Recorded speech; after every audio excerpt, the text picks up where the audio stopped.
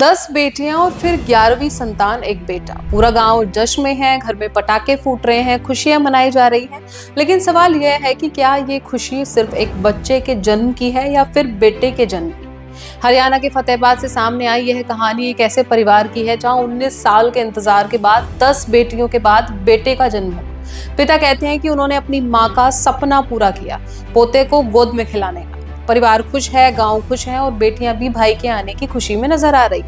लेकिन यहीं से सवाल शुरू होता है कि भले ही आज की बेटियां चांद पर पहुंच रही हों, फाइटर जेट उड़ा रही हों और देश का नाम रोशन कर रही हों, लेकिन समाज की सोच में आज भी चाहत बेटे की ही क्यों होती है। अगर बेटियां बोझ नहीं है, अगर बेटियां बराबर है, तो फिर 10 बेटियों के बाद भी बेटे की तलाश क्यों। मेरी चिंता यहाँ और गहरी हो जाती है क्योंकि आज के दौर में जब महंगाई आसमान छू रही है, एक मिडिल क्लास परिवार के लिए 11 बच्चों की परवरिश, उनकी पढ़ाई और उनका भविष्य क्या वाकई इतना आसान है। कहीं ऐसा तो नहीं कि इस भीड़ में कुछ बेटियों को समझौता करना पड़े, किसी को सही शिक्षा न मिले और किसी के सपने अधूरे रह जाएं।